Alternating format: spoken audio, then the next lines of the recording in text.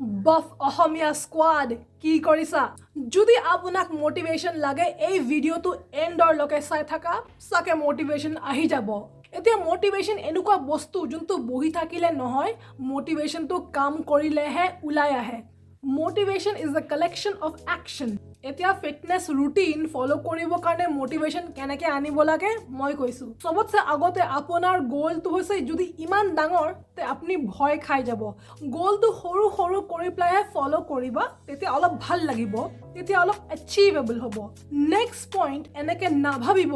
যে সদায় মোক একেটা বস্তু কৰি থাকিবই লাগিব যদি আপুনি এটা উইকত 3 বা 4 টাইমছ আপোনাৰ ৰুটিনটো ফলো কৰে সেইটো বহুত ভাল হয় এটলিষ্ট ফৰ বিগিনিং ষ্টেপছ আৰু এটা বস্তু মনত ৰাখিব যদি আগৰ পৰা কিবা বস্তু প্লেন কৰা নাই তেতিয়া বেছি এংজাইটি বাঢ়ি যাব সেই বস্তুটো কৰিবৰ কাৰণে সেইকাৰণে আগৰ পৰা এটা শ্বেডিউল বনাই ৰাখিবা লিখি থবা যে যদি মই 7 o'clock বা 7 AM বা 7 PM whichever time is comfortable for you সেই সময়ত যদি আপুনি এটা শ্বেডিউল ফলো কৰে বা ফিটনেছ ৰুটিন ফলো কৰে সেইটো আপোনাৰ লিষ্টৰ পৰা টিক হৈ যাব মোটিভেশ্যনটো বহি থাকিলে নহয় motivation is the collection of action যদি আপুনি এদিন কৰে দুদিন কৰিব 3 দিন কৰিব আৰু এটলিষ্ট কণ্টিনিউ কৰি পেলাই 10-20 ডেজ কনচিষ্টেঞ্চি বঢ়াই থাকিব আপুনি অলপ সৰু সৰু ৰিজাল্টছ পাই থাকিব আৰু সেই ৰিজাল্টটো আপোনাক মোটিভেট কৰিব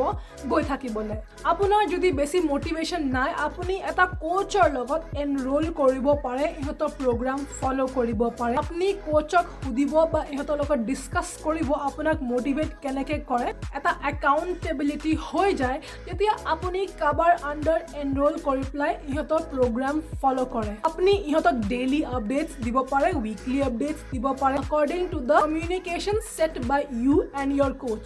এতিয়া নেক্সট পইণ্ট আপুনি বহুত ৰিয়েলিষ্টিক গ'ল বনাব লাগিব এটা ডাঙৰ গ'ল বনাই দিয়ে আপুনি নিজেও জানে যে সেইটো ডেফিনেটলি ফেইল হ'ব ফাৰ্ষ্ট জেন যদি আপুনি জিমত এনৰোল কৰে সেইটো আপুনিও জানে যে সেইটো ডেফিনেটলি most probably fail কৰাৰ চান্স থাকে ফাৰ্ষ্ট জেন নগৈ পেলাই 10th জেনত এনৰোল কৰি ল'ব জিমত যেতিয়া আপুনি নতুনকৈ এটা ফিটনেছ জাৰ্নি ষ্টাৰ্ট কৰিব আৰু আপোনাৰ মোটিভেশ্যন বহুত সৰু তেতিয়া বেছি ডাঙৰ এম্বিশ্যন নেদেখাব কাৰণ তাতে ফেইলিয়াৰ ৰেটছ বহুত হাই থাকে মই জানো যে মানুহ যেতিয়া নতুন ফিটনেছ জাৰ্নি ষ্টাৰ্ট কৰে বহুত এনথুজিয়াজম লৈ পেলাই ষ্টাৰ্ট কৰে ড্ৰপ আউট ৰেটছ ইহঁতৰ পৰা বহুত থাকে আমি জানো যে ফিটনেছ ৰুটিন ফলো কৰিবৰ কাৰণে আপোনাৰ নিজৰ বেলেগে কাম থাকে ঘৰৰ কাম থাকে বাহিৰৰ কাম থাকে ছ'চিয়েল লাইফ থাকে সেইটো মাজত যদি আপুনি এটা সৰু ফিটনেছ ৰুটিন বনাই লয় দেট ইজ মোৰ দেন এনাফ এতিয়া মোটিভেশ্যন পাবৰ কাৰণে এটা বস্তু মনত ৰাখিব আপুনি যি কণ্টেণ্ট কনজিউম কৰে আৰু যেনেকুৱা মানুহৰ লগত থাকে ইহঁতি আপোনাক বহুত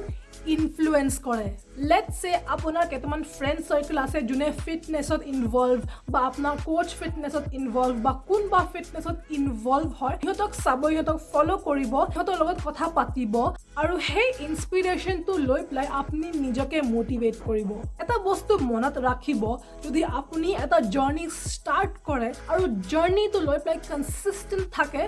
বেলেগ মানুহ আপোনাক চাই পেলাই ইনস্পায়াৰ হ'ব এইটো হ'ল আপোনাৰ ডমিনো এফেক্ট এতিয়া ফিটনেছ জাৰ্নি আপুনি সব বস্তু নাজানিব আমালোকৰ বহুত টেকনিক্স থাকে যোনটো ভুল থাকে লেটছ সে আমি ভালকৈ পুশ আপ কৰিব নোৱাৰোঁ বা ভাল পুল আপছ নহয় স্কোৱাটছ ভালকৈ নহয় বা কাৰোবাৰ ডেডলিফ্ট ঠিক হোৱা নাই এই স্কিল ইম্প্ৰুভমেণ্ট এটা গ'ল